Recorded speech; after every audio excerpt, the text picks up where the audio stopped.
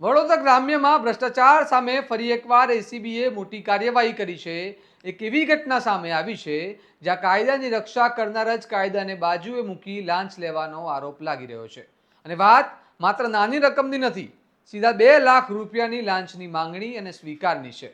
પ્રશ્ન એ છે કે જ્યારે નાગરિકોને સુરક્ષા આપનાર પર જ આવી ગંભીર આક્ષેપો થાય ત્યારે સામાન્ય માણસ ન્યાય માટે કોનો પર ભરોસો રાખે? આવો વિગતે વાત કરીએ સમગ્ર મામલા વિશે આ અહેવાલમાં। નમસ્કાર, હું છું ચિરાગ વર્ષાબેન, આપ જોઈ રહ્યા છો સ્વમાન। આ સમગ્ર મામલો વડોદરા જિલ્લાના પાદરા વિસ્તારનો છે, જ્યાં એક જાગૃત નાગરિકે એસીબીનો સંપર્ક કરીને ગંભીર ફરિયાદ નોંધાવી છે।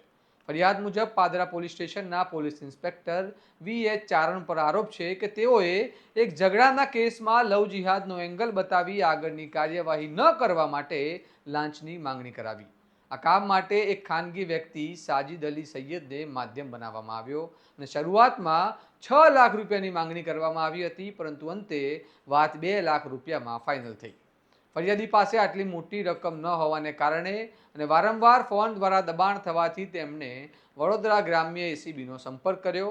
ત્યારબાદ એસીપીએ ટ્રેપ ગોઠવ્યો અને અક્ષર ચોક ખાતે રજવાડી ટી સ્ટોલ સામે પંચોની સાક્ષીમાં આરોપી નંબર 2 સાજિદ અલી સૈયદે ફરિયાદી પાસેથી 2 લાખ રૂપિયાની લાંચ સ્વીકારી અને એ જ સમયે તેને રંગે હાથ પકડી લેવાયો।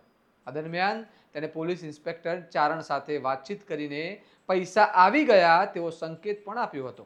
જોકે મુખ્ય આરોપી પોલીસ ઇન્સ્પેક્ટર સ્થળ પર હાજર નહોતા અને હાલ તેઓ ફરાર હોવાનું કહેવાઈ રહ્યું છે। હવે સૌથી મોટો સવાલ એ ઊભો થાય છે કે શું કાયદાની આડમાં લોકો પર ખોટા કેસોનો ભય બતાવી લાંચ લેવાનો આ કોઈ નવો ટ્રેન્ડ બની રહ્યો છે? અને જો કોઈ એક પોલીસ ઇન્સ્પેક્ટર પર આવા ગંભીર આરોપો લાગે તો સમગ્ર સિસ્ટમની વિશ્વસનીયતા પર શું અસર પડે? એસીબીની આ કાર્યવાહી પછી શું અન્ય લોકો પણ આગળ આવીને ફરિયાદ કરશે? આપ શું માનો છો? તમારો અભિપ્રાય અમને કમેન્ટમાં જરૂર કરો અને આ પ્રકારના વિશ્લેષણાત્મક સમાચાર માટે સ્વમાનને લાઇક, શેર અને સબસ્ક્રાઇબ કરવાનું ભૂલતા નહીં। નમસ્કાર।